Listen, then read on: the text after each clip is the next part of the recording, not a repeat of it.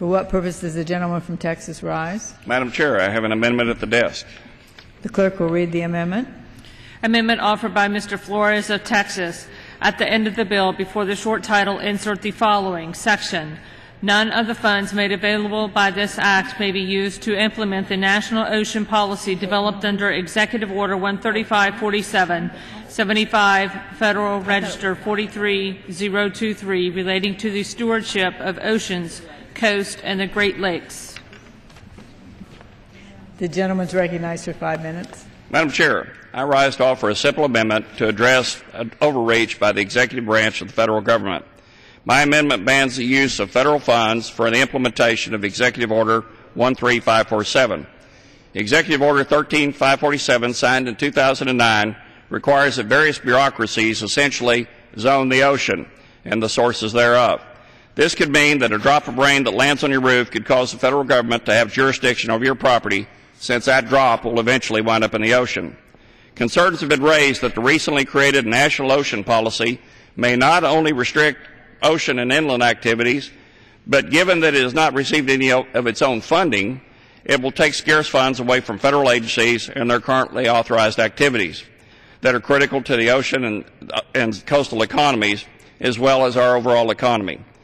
And I look at a chart that I prepare. I look at chart 1, reveals just how overreaching, overly burdensome, and ill-conceived this plan is. The Natural Resources Committee continues to ask questions about ocean zoning, including its scope and its cost. However, we are not getting answers from the administration. Where's the watershed?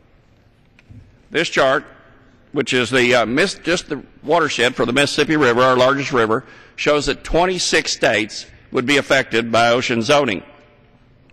It gives this executive order would give unprecedented federal reach by the federal regional planning bodies to areas far inland to dictate activities that may affect the ocean or Great Lakes. And this is just one example of the incredible reach of this particular law, or this particular executive order. When you hear the words National Ocean Policy, it sounds benign, but that's only a small part of the story. The scope and reach of this regulation is why we have the Chamber of Commerce, the American Farm Bureau, the home builders, the timber, mining, and fisheries groups weighing in so heavily against this executive order. It affects our whole nation and our whole economy. Again, if you think about it, it means a drop of rain that falls on your property could be subject to this law. No, the red one. Now, the last thing we need in Washington today is more bureaucracies. And you can see by this chart, this executive order creates a huge new bureaucracy at a time when we're trying to grow our economy. This law, this policy has been debated in the last 4 Congresses.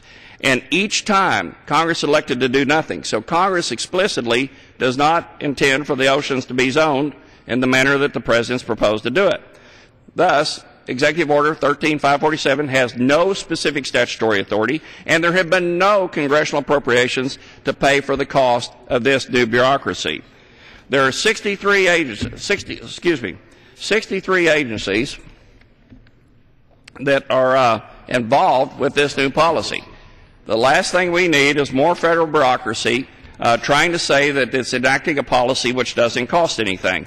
The last thing we need are more regulations from bodies like this in an already uncertain economic environment. We also have a list of 83 groups that are in support of our proposed amendment. And these groups include, as I said before, the American Farm Bureau, the Chamber of Commerce, the National Association of Home Builders, the offshore fishing industries, not only recreational but commercial, and the energy industries, including the renewable energy industries. We have letters of support for this as well. In closing, there are significant concerns that remain related to the implementation of this executive order, its impact, the limit of its authority, and the lack of true stakeholder involvement. I urge you to support this amendment and stop excessive regulation and protect our ocean and affiliated inland economies. The particular agency that is affected under CJS more than any of the others is the Coastal and Marine Spatial Planning Office, and that was specifically zeroed out in fiscal 2012. But this is the group, that red chart shows you that it's still actively involved in the process. Now, where they're getting the money, I don't know, but we have to assume it's from the taxpayer. I'm just asking that Congress do what Congress intended, and that's not to have this activity. Thank you. I yield back. Gentleman yields back his time. For what purpose the gentleman from Pennsylvania rise? I rise to strike the last word. The gentleman is recognized for 5 minutes.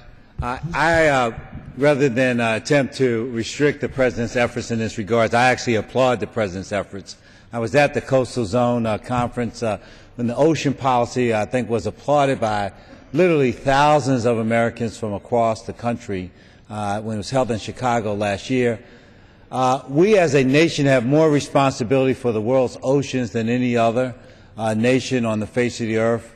There are documented challenges to the ocean's health that have been, I think, well documented. If you have a problem with the executive order, the problem is really not with the President of the United States. It's with the United States Congress. We have passed laws giving various responsibilities and duties to over 63 different agencies having to do with our stewardship of the oceans. And the only thing that exists in the executive order is the President not taking any new action, but to coordinate and supervise the implementation of the existing laws as passed by this Congress under the past 4 presidents of the United States, so that we can try to come to grips with the circumstances that have brought such dire conditions to the oceans of the world. So I applaud the President.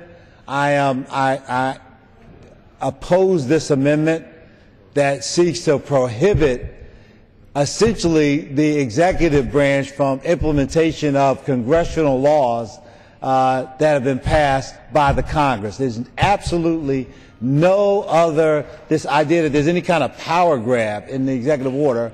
I would invite members to read it. It does not do anything other than to move to more efficiently implement laws passed by our Congress. I yield back the remainder of my time. Gentleman yields back. For what purpose does the gentleman from Washington State rise? I move to strike the last word, Mr. The gentleman is Chairman. recognized for 5 minutes. Thank you, Mr. Chairman. I rise to support the amendment offered by the gentleman from Texas, Mr. Flores, a member of the Natural Resources Committee.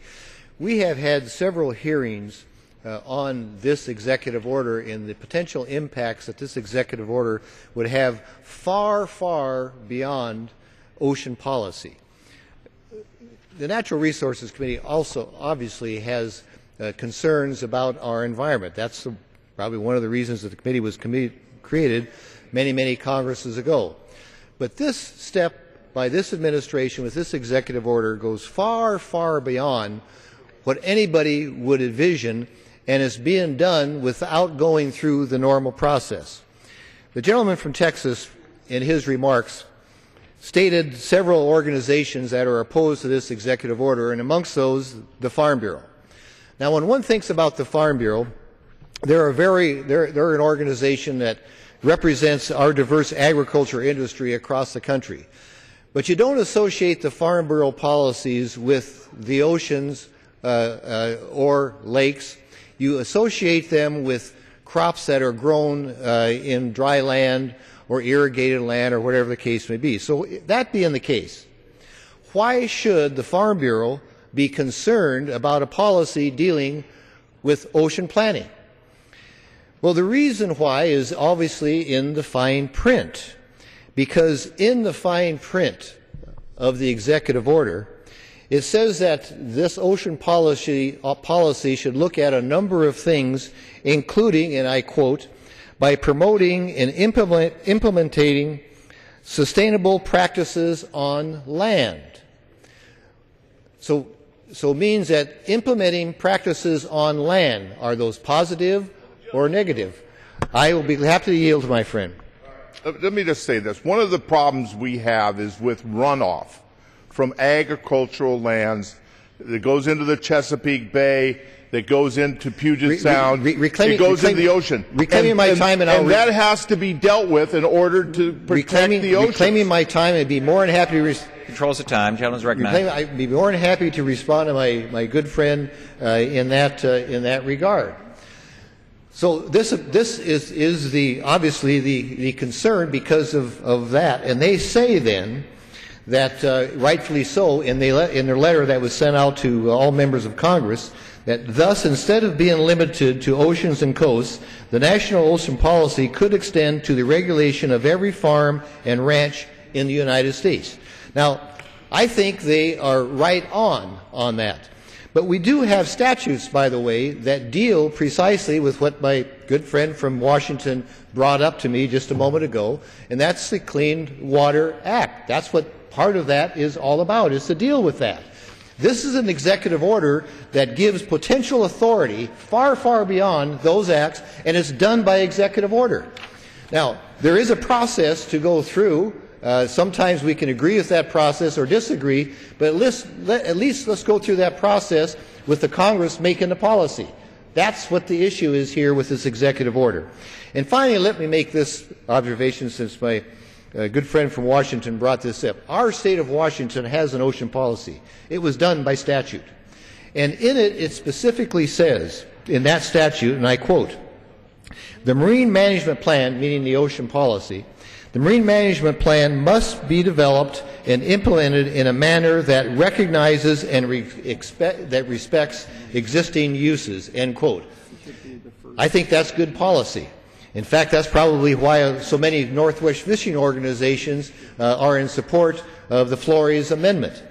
But the policy that is driving this executive order is contrary to that. And let me take a direct quote out of this policy driving this executive order. It says, and I quote, "The task force is mindful that these recommendations may create a level of uncertainty and anxiety among those who rely on these resources." Resources meaning the land.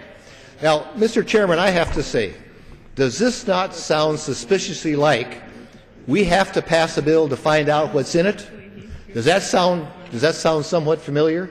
So I think the gentleman from Texas is exactly right on. The way that we can exercise our prerogative and our authority is to deny funding. And by the way, speaking about funding, we had the Council of Economic Equality in front of our committee asking particularly, where is all this funding coming from? We've asked by letter. They have yet to respond. So they're picking parts of it here and there that's not showing up on anybody's budget at all. Expired. I ask unanimous consent for one additional minute. Objection? Gentleman's recognized for one additional minute. And so what this attempt to do by the gentleman from Texas with his amendment is simply to say, okay, we're going to exercise our authority, and our authority is not to give any agency that contributes to this policy any funds. It's nothing more than that. So I urge my colleagues to support the amendment offered by the gentleman from Texas, and with that I'll yield back my time. It's time for what purpose the gentleman from California rise? Strike the last word. Gentleman's recognized for 5 minutes. Mr. Chairman, I can't believe what we're hearing here. How quickly we forget. It was your committee, Mr. Chairman, that passed the bill, bipartisan bill, that created the Ocean Commission, signed into law by President Clinton, and then the appointees to that commission made by President Bush. Who was on that commission? Chair of it was Admiral Watkins, former head of the Navy, former Secretary of Energy, a great Republican, a great admiral who understood ocean policy. Who else was on that committee? Oil and gas executives, fish processors, all kinds of people, because we set up a commission to look at these conflicts of sea. Why? Because, as was stated, America has more ocean water than any other country in the world because of the exclusive economic zone, which also applies to all the atolls and islands like Guam, Hawaii, and so on. What's happening in that? We were having all kinds of conflicts between dredge boats that were looking, seismic boats that were going out to look for oil and gas, fishermen who had crab pots, stationary pots, buoys, everything that you could think of. And everybody came and said the only government that can resolve this is the United States Congress, because these are all federal agencies. Well, they don't talk to each other. They don't have any coordination. We need to resolve this. Well, the gentleman so we appointed a commission, and they did their work. They had hearings all over the United States. They came back with their policies. And guess what we did? Like we do when we have commission work. We implemented those policies. Will the gentleman yield? Now, I worked very hard on it, but I wasn't going to be the lead author on the bill because it was a Republican administration. So your colleagues, Jim Saxon, authored that bill. Well, the gentleman your colleague, Congressman Gilchrist, authored that bill. Your colleague, Jim Greenwood, authored that bill. Your colleague, Mr. Kirk Weldon, authored that bill. These were Republican bills before your committee, and guess what? The chair at that time, Mr. Pombo, would not even hear their bills. Wouldn't hear them. Admiral Watkins came here and asked for a hearing on it. That policy's been lingering for over a decade. And all of the recommendations into that went to the administration. And guess what this administration did? They assembled every single agency of government, including DHS, including State Department, including Department of Defense. They were all in it because they all have issues. We have an ambassador for fish, for example. It's in the State Department. All these things need to be discussed and resolved. And they came up with this ocean policy. This is to avoid conflicts. This is to, and everybody's satisfied by it. The Navy needs it. The military needs it for security purposes. You're nuts not to have it. So to defund this because you say your committee hasn't heard it, which is just false because your committee had that bill for not one session, 2 sessions, 3 sessions, about 4 sessions, and never took it up and never dealt with the policy. It was all there. For lack of congressional action, this is now done by executive order. Thank God it's done by executive order. And those fears of Farm Bureau, those were all the people that were opposed because they said, well, these things may happen. Well, my God, when are we worried about what someday somebody, because they're in Idaho and thinks that potato farmers are going to be affected by ocean policy? Come on, that's a stretch. Gentleman yield. So I tell you, this amendment is not only not good, it goes backwards in being able to deal with the conflicts of sea and being able to do with what the United States government has to do, lead the world on ocean policy, not take a second seat to it. I urge a strong defeat. Will the gentleman yield? Certainly I'll yield. The gentleman started his remarks, and here's the crux of the issue right here. The gentleman started his remarks by saying that the committee on which I had the privilege to chair created the Ocean Commission. I was not on the committee at the time, but I acknowledge that. We did create that. Now, one of the recommendations, and this is the crux of the matter right here, one of the recommendations that came out of that committee was this. It said that the policies, the Ocean Council should work with Congress and so on to develop a flexible and voluntary process for the creation of regional ocean councils. States working with relevant stakeholders should use this process to establish regional ocean councils. Now, that is exactly what process we should be going, but the process of the executive order is 180 degrees from that. 180 degrees. So the legislation the gentleman is citing is being used contrary to what he is trying to promote. No, that's the whole point of this amendment. Because you're absolutely wrong. Time of the gentleman has expired. I ask unanimous consent the gentleman get another 2 minutes. Thank you very much. Is there objection to an additional 2 minutes to the gentleman from California? Without objection, the gentleman is recognized for 2 minutes. Thank you very much. As the President cannot create the councils by executive order, the councils have to be created by Congress. I would hope that the leadership of your committee and jurisdiction would create those councils so that they will have some bottoms-up authorities. I mean, we have the fishery councils. Would the gentleman yield to me real quickly? I just want to make the point. The gentleman makes the point of how maybe the process should work. And the commission was created. My objection, and I think the gentleman from Texas' objection, is this is being done by executive order, and the way that the process is laid out totally ignores the recommendation that came out of that policy. That is the whole point. Now, reclaiming my time that you yield to me, thank you very much. Look, the responsible issue here is if you want to do that, let's have a congressional hearing, an oversight hearing on this ocean policy. I'd be proud to defend it, but to say a meat axe approach is to whack it and say whatever it is, whatever accomplishments it's, we're not going to allow it to be implemented, I think is reckless and irresponsible. Will the gentleman yield just for a moment? We have had 5 hearings on this, just to make the point. Back to the balance of his time. Sorry. Massachusetts rise. Mr. Chairman, I rise in opposition to this amendment. This gentleman move to strike the last word. Thank you, Mr. Chairman, very much. Gentleman's recognized for 5 minutes. It is time for the Republicans to stop being afraid of common sense initiatives like the National Ocean Policy. And why is that? Well, it's because the National Ocean Policy will reduce bureaucracy, streamline government operations. And why would anyone be opposed to that?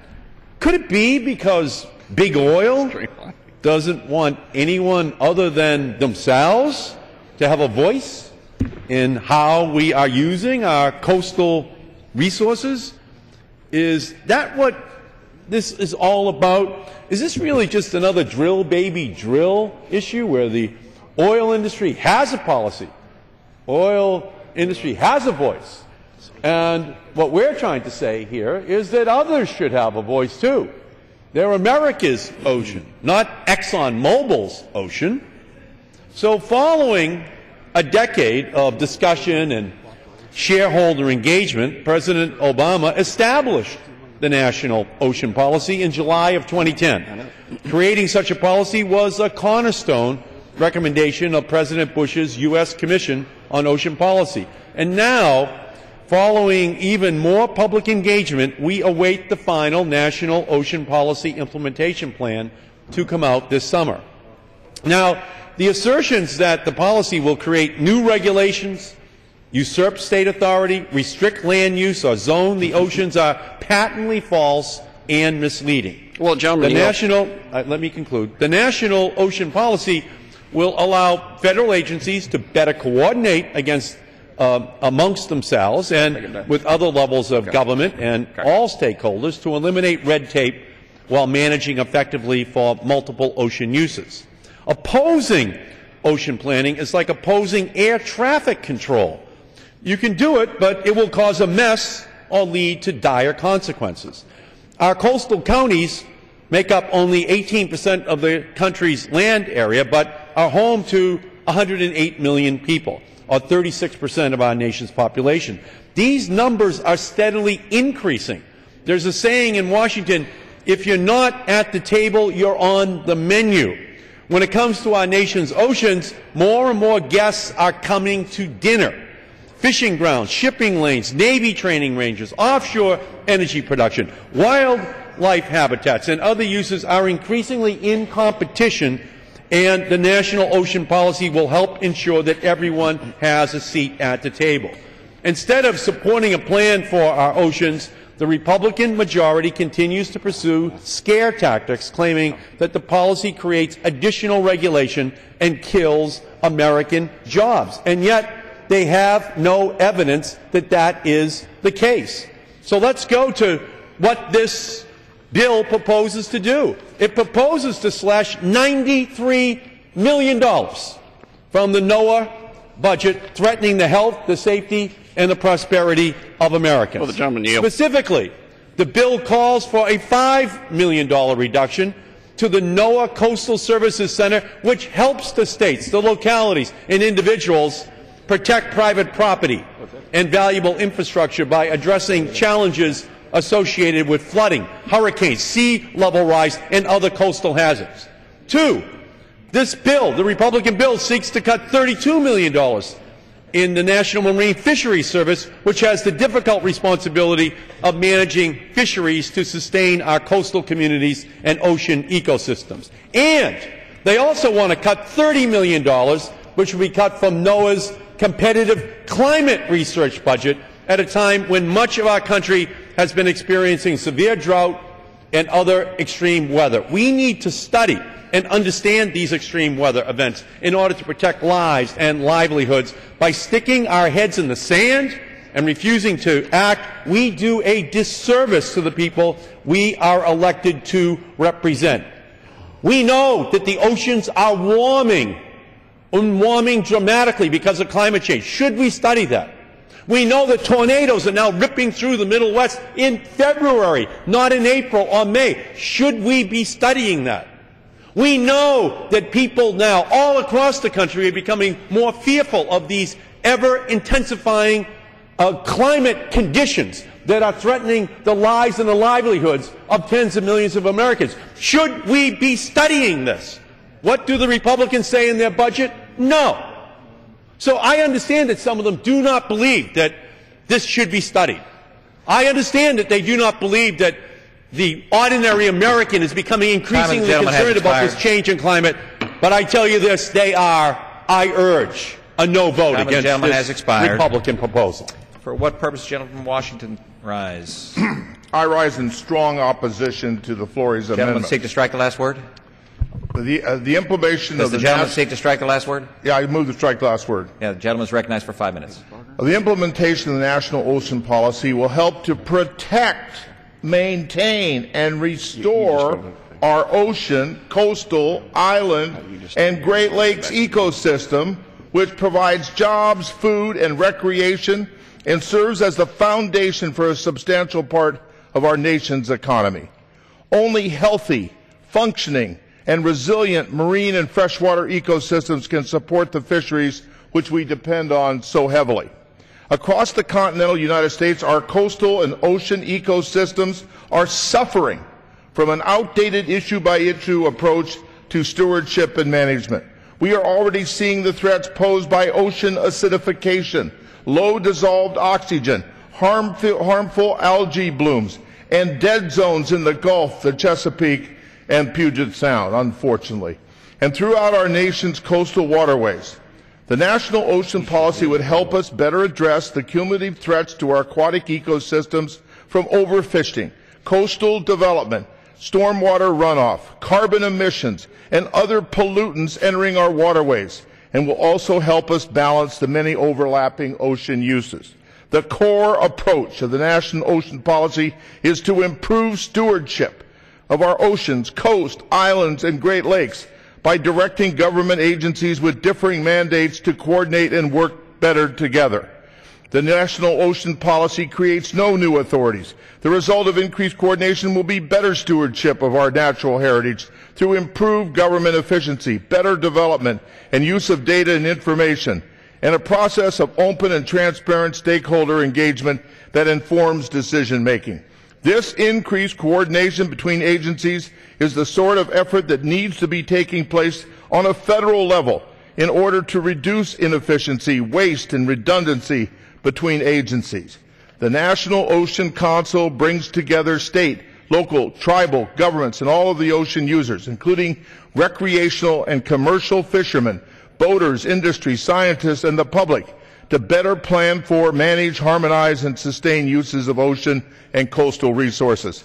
The virtue of the National Ocean Policy is that it develops and facilitates the planning process, deals with many overlapping ocean uses, and expedites the approval process of new uses being introduced.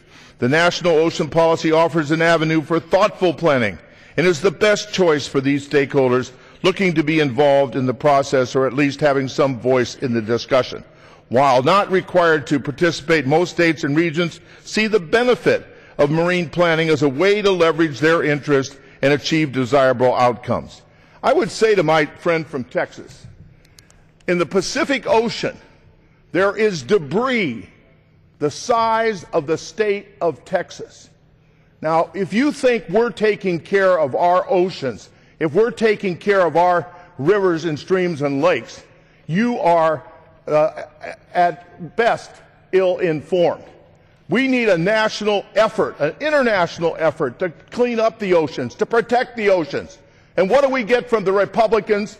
A non-science, non-factual approach to this problem. It's disgusting, to say the least. The gentleman yield. Back to the balance of his time.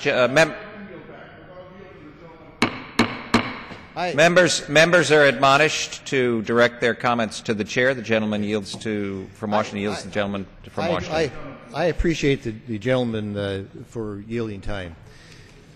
The gentleman, when he made his remarks about all of the challenges we face, nobody, if you heard, nobody is arguing on our side about that. Nobody is arguing about that. It is the structure in which we are talking about here. And we have, unfortunately, we have experienced painfully in this body, in this country, when we have a structure of a top-down solution, it always seems to come out wrong. And that is what the issue is all about. We have had 5 hearings, like I said, in my committee on this issue. But the way this is set up, it was designed to be voluntary, and it was designed to be in corroboration with the states. Our home state of Washington, has responded to that. But the way this is written and the way it is interpreted, it is a top-down issue, and if we let it continue going, we're going to have this problem. With all due respect, I take back my it. time just for briefly to say to the gentleman, what we have been doing isn't working. The oceans are in trouble. We have got acidification that affects our shellfish, and it's because of too much carbon dioxide going into the oceans. The oceans are warming. We have got, and the oceans, the world cannot survive without the oceans. The time of the gentleman has expired. I ask for one additional minute.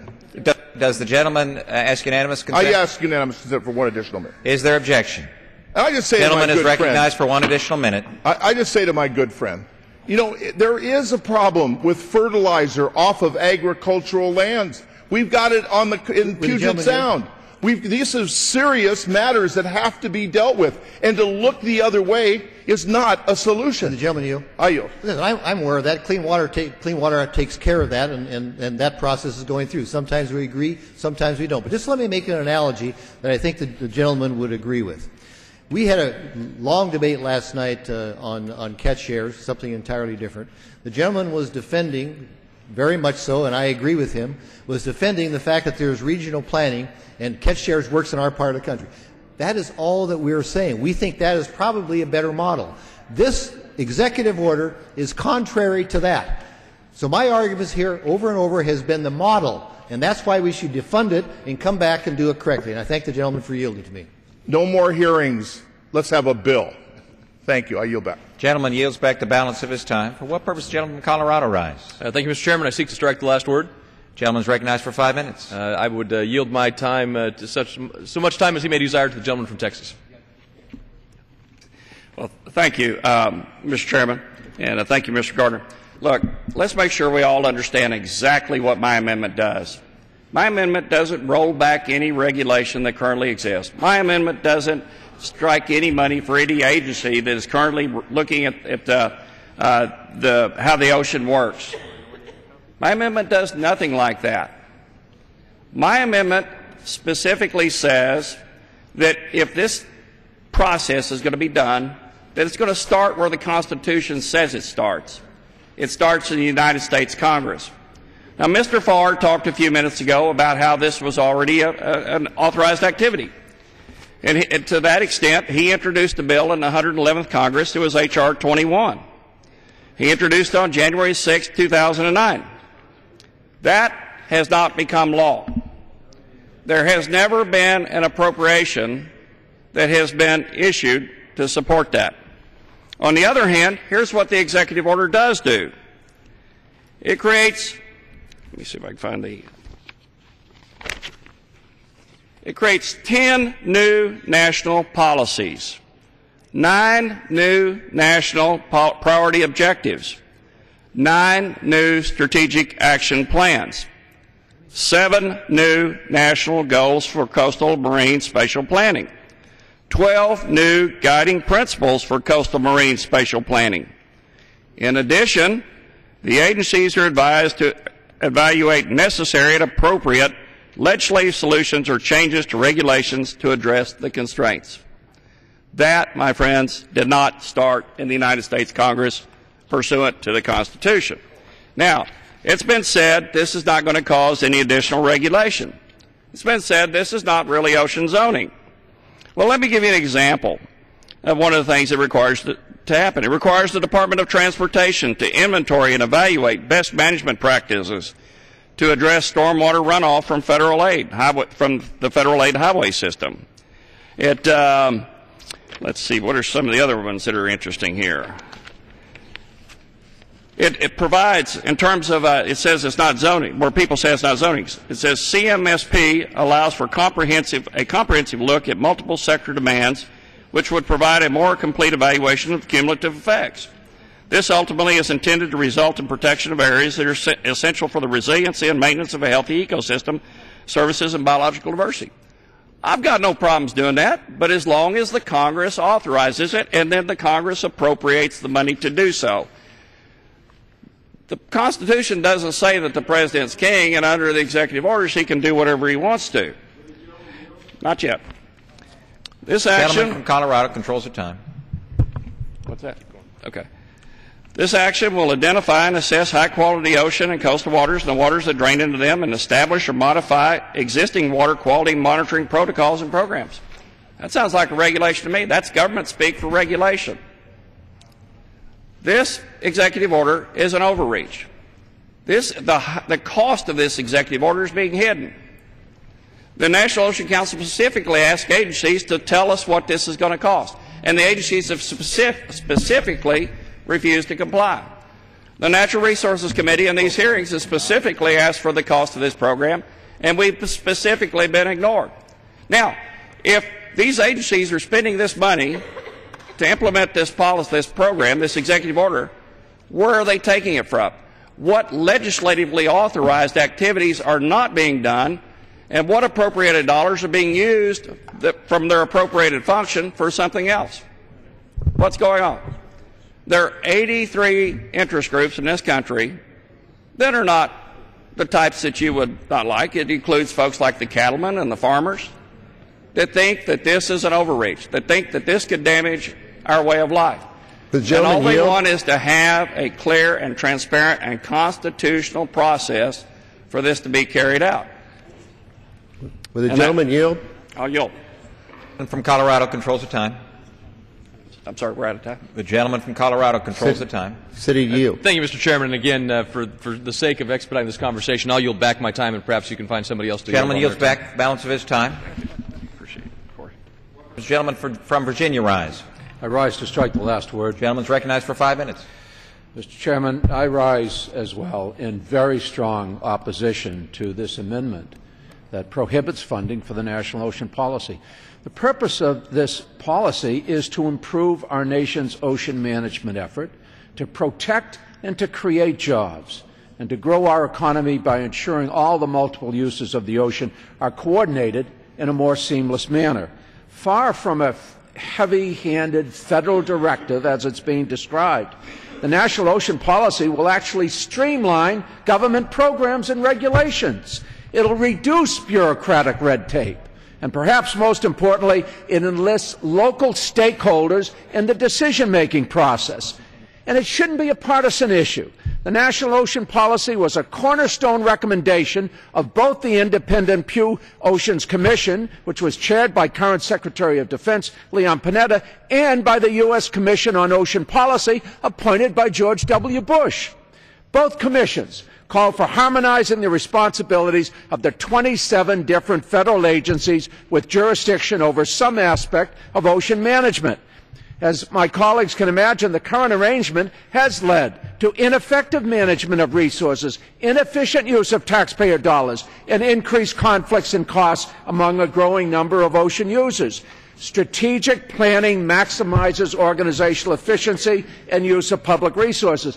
The National Ocean Policy will improve opportunities for community and citizen participation in the planning process and facilitate sustainable economic growth by providing transparency and predictability for economic investments.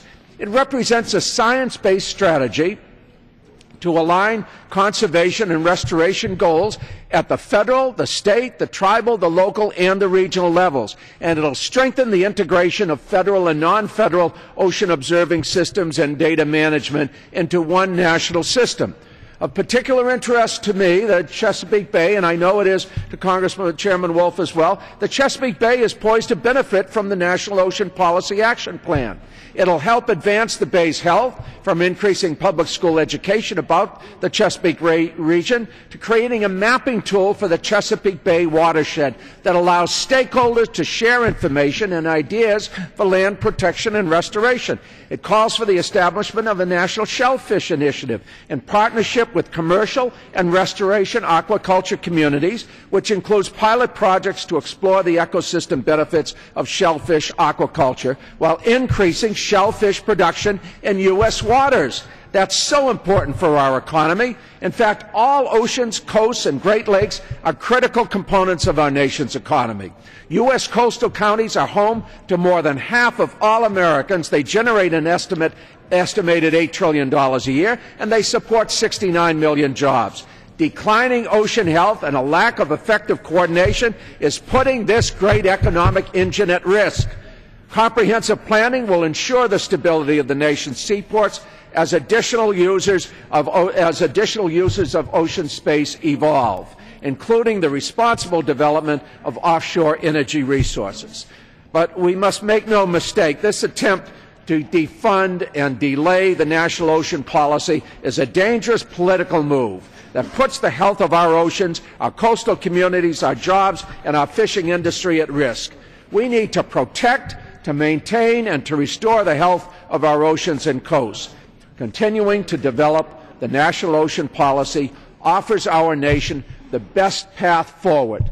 I urge my colleagues to oppose this misguided amendment, to do something that is very much needed for our economy and particularly for our coastal communities. Let's do the right thing. Let's get all these users organized together, working together in pursuit of a streamlined, consistent policy. It's the right thing to do. This amendment is not. Let's defeat this amendment. Thank you, Mr. Chairman. Gentleman yields back the balance of his time. I do yield back the balance of my time, such as it is. Colorado rise. Last word. Gentleman is recognized for 5 minutes. Thank you. I'd like to yield 2 minutes to the gentleman from Pennsylvania. Again, this is a little bit different than the optimism in Chicago at the Coastal Zone Conference, where the ocean policy just had such an enthusiastic response from constituencies all around the country and in other parts of the world. At the heart of the development of this was bipartisan. The Pew Foundation, headquartered in my home city of Philadelphia, the Lindfest Foundation, led by Jerry Lindfest, in their investments in studying the oceans. We've seen the work that has been done that's led to this. I would hope that we would oppose this amendment and we would work to build a further consensus and hopefully have legislation come out of the Natural Resources Committee. I thank the gentleman for yielding me time. I thank all of the people who participated in this debate. I hope that we vote this amendment down. I yield back. Thank you. Reclaiming my time, I'd like to yield some time to the gentleman from California, Mr. Farr. Gentleman's recognized. Thank you very much for yielding. I think you can note the passion I've had in this issue because we worked at it a long time, and I want to assure you I'm ranking member of the Ag Appropriations Committee. I probably represent more productive agriculture than anybody in Congress. I've just one county I represent that has 85 crops in it, and we do about $4.2 billion of agriculture out of that county.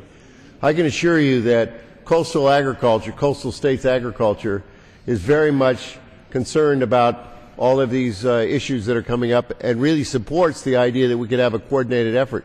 This is a long effort.